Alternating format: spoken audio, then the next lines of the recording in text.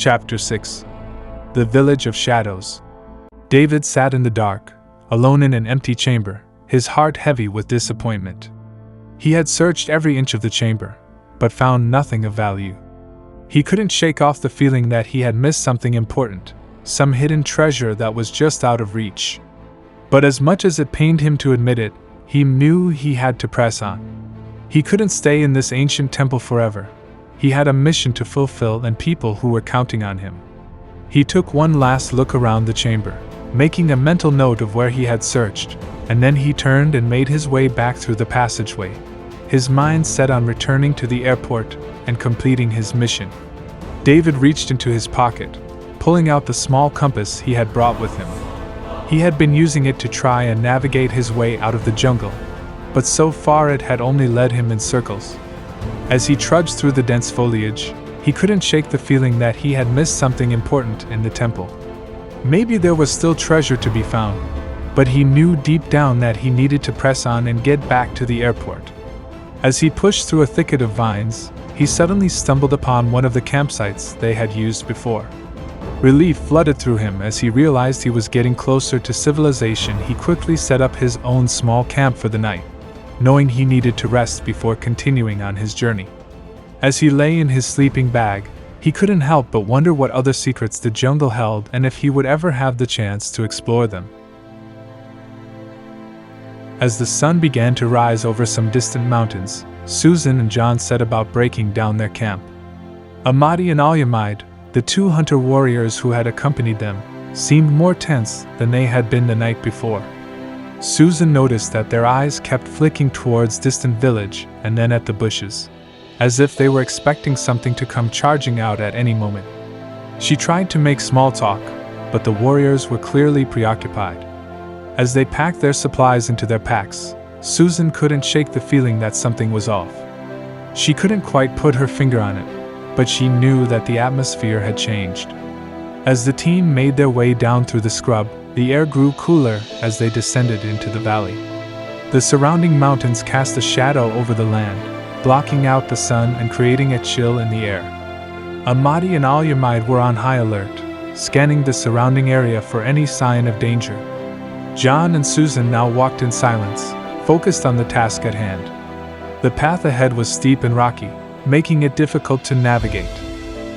But they pressed on, determined to reach the next village and share the gospel with the people there. Susan had originally met John through a mutual friend at church.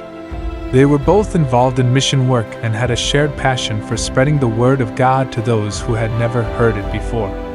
They had been corresponding via email and phone for several months before they finally met in person at a mission conference.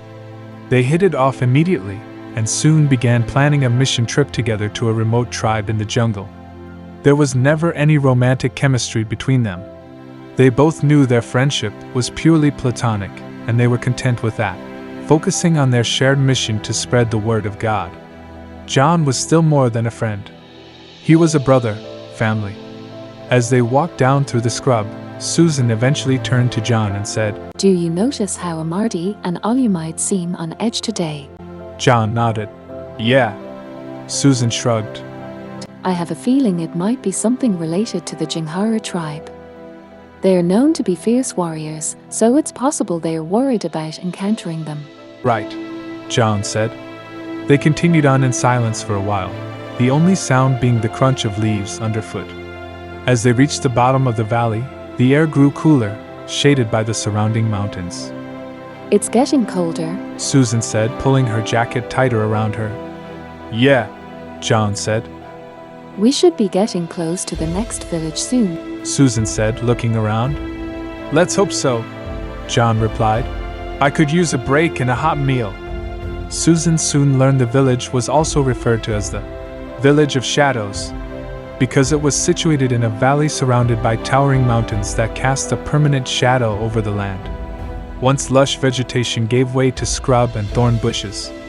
The small village was a cluster of mud brick huts, topped in thatched roofs.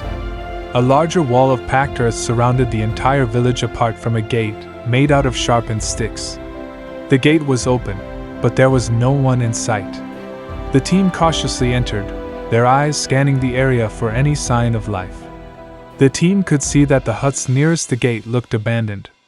They were in severe disrepair, and there was a thick layer of ash covering everything. The air felt heavy, almost as if the entire village was holding its breath. The warrior huntsmen, Ahmadi and Alyamide, called out for a response, but there was only silence. Susan and John exchanged worried glances, speaking in hushed tones.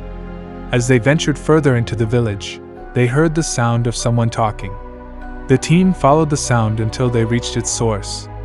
They were horrified to discover that many of the huts had been set on fire.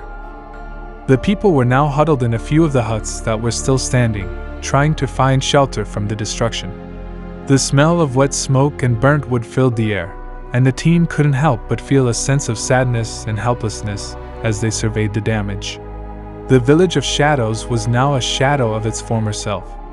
"What happened here?" Susan asked one of the villagers using the Kamunga dialect. "Enemy tribe come," the villager replied, his voice trembling with fear. "Set fire, take things, hurt people." John looked around at the destruction. "Why would they do this?" The team tried to intervene and calm the situation, but the villagers were too distraught and angry. Suddenly, Ahmadi and Alyamide were recognized as being from a different village. The villagers' suspicion turned to anger, and they began to shout at the hunters. You bring enemy here! We know enemy!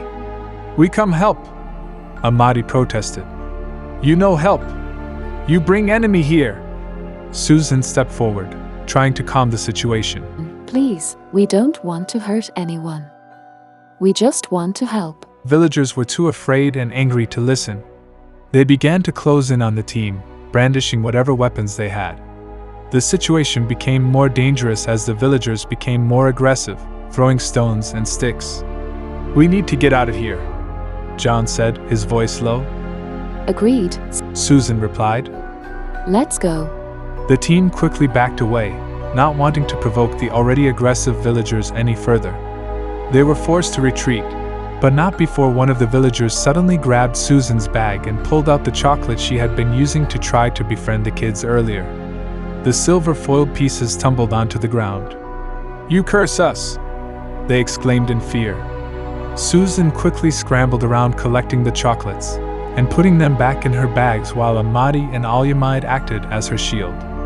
The team was forced to flee, running for their lives as the angry villagers chased after them. As they retreated, they could hear the sounds of the villagers shouting and the crackling of the fires. They knew they had to find a way to help these people, but they also knew they had to be careful not to make things worse. Meanwhile, David had finally exited the jungle and found the end of the road that led toward the mountains. He trudged along the winding mountain track, his feet aching and his stomach rumbling with hunger. He kept his eyes fixed on the road ahead, scanning for any sign of a car or truck that might be passing by. He knew that it was unlikely, as this was a remote and little-used road, but he couldn't help but hope. With every step, he silently prayed for a ride. "Please let someone take pity on me and give me a lift back." As he walked, the road began to climb steeply, winding its way up the mountain. The trees grew thicker and more dense, and the air grew cooler and damper. He could hear the distant roar of a river. Could be near the top? He pushed on, determined to make it to the top and hopefully find a ride on the other side. Finally, after what felt like hours, he reached the summit. He looked out over the valley below, taking in the stunning vista of the jungle and the distant mountains. He felt a sense of triumph, but also a sense of disappointment. There was still no sign of a car or truck, and he knew that he would have to continue on foot. But he was determined to make it back, and he set off once more, his spirits lifted by the beauty of the landscape around him.